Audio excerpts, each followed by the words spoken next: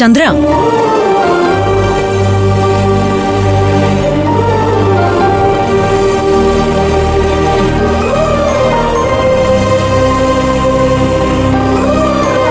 എങ്ങനെയുണ്ട് ചന്ദ്ര? കുറവുണ്ടോ? എഴുന്നേക്കണ്ട, കിടന്നോ. ഇതാരൊക്കെയാ? ഞങ്ങൾ ഫുഡ് സേഫ്റ്റി ഡിപ്പാർട്ട്മെന്റിൽ നിന്നാണ്. ഞങ്ങൾക്ക് ഭക്ഷ്യദുരന്തം ഉണ്ടായത് എങ്ങനെയെന്ന് അറിയണം. ഒരു ദുരന്തം ഉണ്ടായിട്ടില്ല. എനിക്കൊരു കുഴപ്പമില്ല. എന്തോ ഒരു ഗ്യാസ് ട്രബിളിൻ്റെയാ. വെറുതെ കള്ളം പറയേണ്ട ചന്ദ്രസേന. അവിടെ നിന്ന് ഭക്ഷണം കഴിച്ച 2 പേർ അല്പം മുമ്പ് മരണപ്പെട്ടു. മറ്റുള്ളവരെല്ലാം അത്യാസന്ന നിലയിലാ. അതൊന്നും ഞാൻ അറിഞ്ഞില്ല. നിങ്ങളുടെ മകൾ അമൃത ഇപ്പോൾ ഒളിവില്ല. കൊലക്കുറ്റം അവളുടെ പേരിൽ. സാറേ, എൻ്റെ മോൾ അങ്ങനെ ഒരു കുറ്റവും ചെയ്യില്ല. ഇതെന്തോ ചതിയിൽപ്പെട്ടതാ. അത് നിങ്ങൾ കോടതിയിലാണ് തെളിയിക്കേണ്ടത്. ഫുഡ് സാമ്പിളിൽ വീര്യം കൂടി വിഷത്തിന്റെ അംശം ഉണ്ടായിരുന്നു. സാറേ, അതൊന്നും ഞങ്ങൾക്കറിയില്ല. ഇനി അത് പറഞ്ഞിട്ട് എന്താ ചന്ദ്ര കാര്യം? ഹോട്ടല് പൂട്ടി സീൽ ചെയ്തു. നാട് മുഴുവൻ അമൃതയെ തിരയുക പോലീസുകാര്. സാറേ, എൻ്റെ മോള് നിരപരാധിയാ. എൻ്റെ മോളെ രക്ഷിക്കണം. കേസ് ചാർജ് ചെയ്തു പോയി. ഇനിയൊന്നും ചെയ്യാൻ പറ്റില്ല. അയ്യോ സാർ, അങ്ങനെ പറയരുത്. അവളെ രക്ഷിച്ചേ പറ്റൂ. അവൾക്ക് അമ്മ മാത്രമല്ല ഞാൻ. എന്റെ അനിയൻ കെട്ടാൻ പോകുന്ന പെണ്ണ് കൂടിയാ.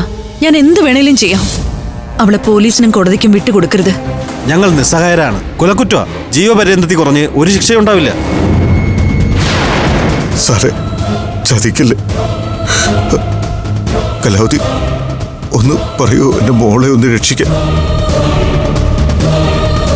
സാർ, എനിക്ക് അമൃതയെ കേസിൽ നിന്ന് ഒഴിവാക്കി കിട്ടണം. തുറന്നു ചോദിക്കുക, എന്ത് തരണം നിങ്ങൾക്ക്? എന്താ കൈക്കൂലി ഒന്ന് കേസ് ഒതുക്കാന്നാണോ? അങ്ങനെയെങ്കിൽ അങ്ങനെ. എനിക്ക് എന്റെ മോളെ വേണം. എന്റെ അനിയനെ കല്യാണം കഴിക്കാൻ വേണ്ടി ഞാൻ അവൾക്ക് പല ദ്രോഹങ്ങളും ചെയ്തിട്ടുണ്ട്. അതിനൊക്കെ ഒരു പ്രായശ്ചിത്തമായിട്ടെങ്കിലും ഈ കേസിൽ നിന്ന് എനിക്ക് അവളെ ഒഴിവാക്കിയെടുക്കണം. പ്രായം തികഞ്ഞൊരു പെണ്ണ. പോലീസിന്റെ കൈ കിട്ടിയ എന്താ സംഭവിക്കാന്ന് എനിക്ക് നന്നായിട്ടറിയാം. അവള് ജയിലിലായ ഇളയ കുട്ടികളുടെ ഭാവിയും തകരും. സാറേ, എന്ത് വേണമെങ്കിലും ചെയ്യാം. എന്റെ സമ്പാദ്യം മുഴുവനും തരാം. എന്റെ മോൾക്ക് ആപത്തൊന്നും വരാതിരുന്നാ മതി. വേണ്ട, ചന്ദ്രന്റെ സമ്പാദ്യം ഒന്നും എടുക്കണ്ട, ഞാൻ കൊടുക്കാം. പറയൂ സാറേ, എന്ത് ചെയ്യാൻ പറ്റും?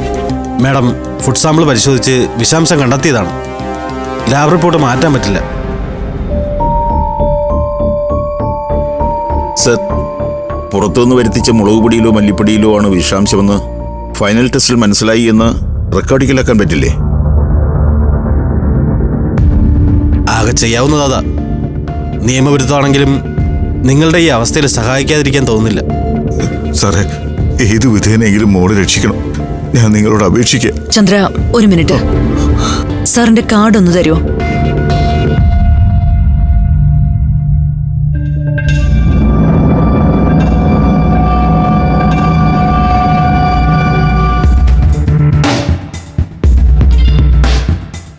സാർ, അക്കൗണ്ട് ഒന്ന് ചെക്ക് ചെയ്ത് നോക്കിക്കോളൂ.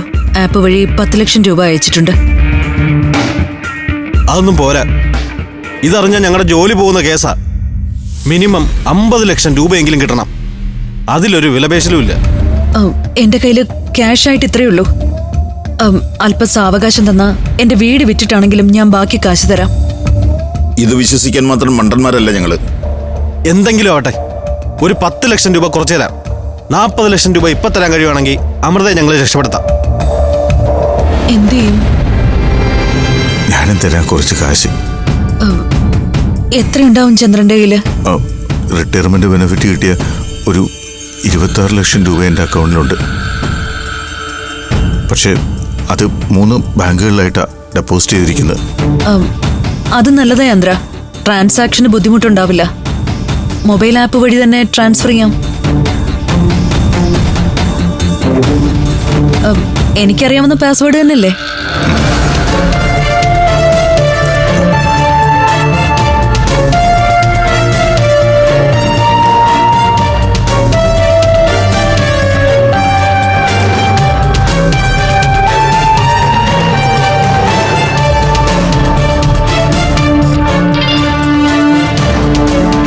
എൻ്റെ ആകെയുള്ള സമ്പാദ്യ.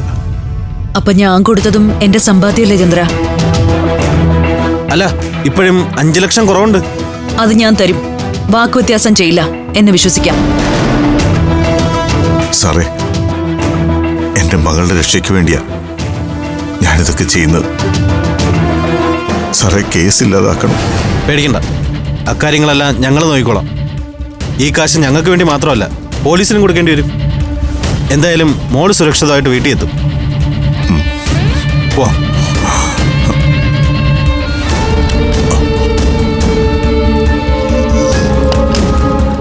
ഞാനും പല തെറ്റുകൾക്കും പ്രായശ്ചിത്തം ചെയ്തുകൊണ്ടിരിക്കുക.